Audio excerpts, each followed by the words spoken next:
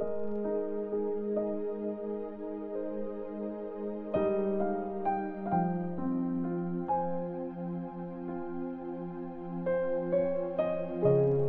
chapter 23. Tinitigan ni Paul ang council at sinabi niya, "Mga kapatid kong taga-Israel, sa buong buhay ko, malinis ang konsensya ko sa harap ng Diyos hanggang ngayon." Inutusan ng high priest na si Ananias yung mga nakatayo malapit kay Paul na sampalin siya sa bibig.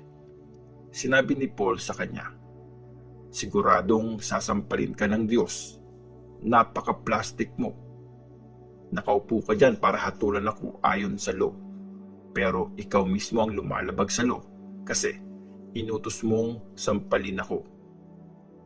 Sinabi ng mga taong malapit kay Paul, "Pinabastos mo ang high priest ng Diyos."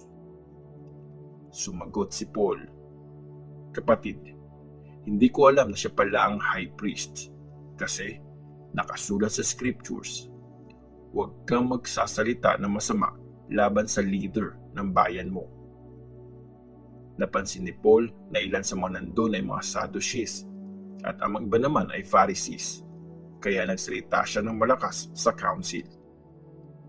"Mga kapatid, Pharisee ako at Pharisees din ang mga magulang ko. Nandito ako ngayon kasi umaasa ako na bubuhayin ulit ang mga namatay." Pagkasabi niya nito, nagkaroon ng matinding pagtatalo-talo ang mga Pharisees at Sadducees, kaya nahati ang buong assembly. Hindi kasi naniniwala ang mga Sadducees na bubuhayin ang mga patay. Hindi rin sila naniniwala sa mga angels o sa mga espiritu. Pero naniniwala ang mga Pharisees sa lahat ng to. Mas tumindi pa ang sigawan. May ilang teachers ng law na kakampi ng mga Pharisees ang tumayo at nagprotesta. "Wala kaming makitang mali sa taong ito. Baka naman kinausap talaga siya ng isang espiritu o angel." Grabe na ang pagtatalo at nag-alala ang commander na baka magkaluray-luray si Paul.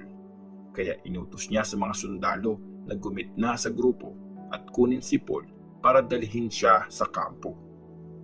Nung gabing yun, nagpakita ang Panginoon kay Paul at sinabi, "Huwag kang matakot. Naging witness kita dito sa Jerusalem at ganun din ang gagawin mo sa Rome." Ang plano para patayin si Paul. Kinabukasan, may mga Jews na nagmeeting para magplano. Nagkasundo sila na hindi kakain o iinom ng kahit ano hanggat hindi nila napapatay si Paul. Mahigit 40 na tao ang sumama sa planong ito.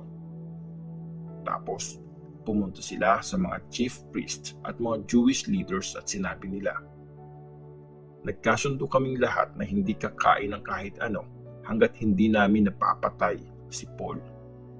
Ngayon, ganito ang gawin niyo. Magpadala kayo at ang Jewish Council na mensahe sa commander ng mga sundalo at ipatawag niyo si Paul para humarap sa inyo. Kunyari, gusto niyo pa siyang imbestigahan.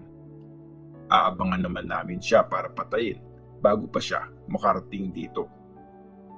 Pero may pamangkin si Paul sa kapatid niyang babae na nakabalita sa planong ito. Kaya pumunta siya sa kampo para warningan si Paul. Tapos, pinatawag ni Paul ang isang officer at sinabi niya, "Dalhin mo ang binatang ito sa commander." May i-report siya sa commander. Dinala nga ng officer ang binata sa commander. Tapos, sinabi niya, "Inutusan ako ng preso na si Paul na dalhin sa iyo ang binatang ito kasi may i-report daw siya sa iyo." Hinila ng commander yung kamay ng binata at kinausap in private. "Anong i-report mo sa akin?" Sinabi ng binata, "Nagkasundo ang mga Jewish leaders na ipatawag si Paul bukas para humarap sa council. Palalabasin nilang iimbestigahan pa nilang mabuti si Paul. Huwag po kayong maniwala sa kanila kasi may mga taong mag-aabang para patayin siya. Mahigit 40 na tao sila. Nagkasundo silang hindi kakain o iinom hanggat hindi nila napapatay si Paul.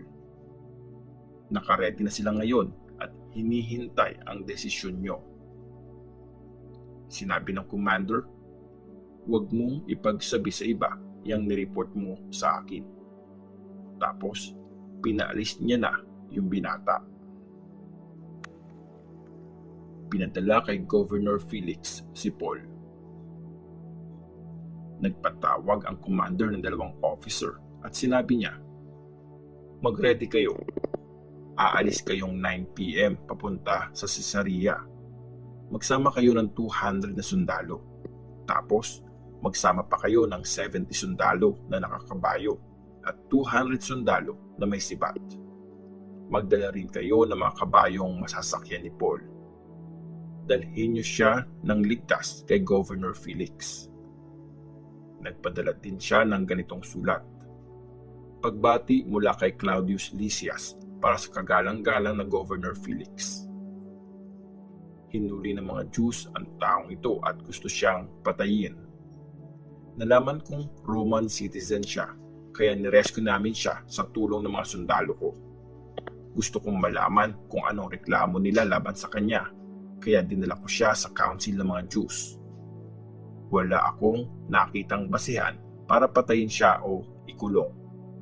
Tungkol sa sarili nilang batas ang mga bintang laban sa kanya. Pero nakarating sa akin na may banta sa buhay niya, kaya nagdesisyon agad ako na ipadala siya sa iyo. Sinabihan ko yung mga may bintang laban sa kanya na i-present ang mga reklamo nila sa harap mo. Sinunod ng mga sundalo ang utos sa kanila. Dinala nila si Paul hanggang sa Antipatris nung gabing yon. Kinabukasan, bumalik na ang ibang sundalo sa kampo. Iniwan nila si Paul kasama ng mga sundalong nakakabayo. Dinala nila si Paul sa Caesarea.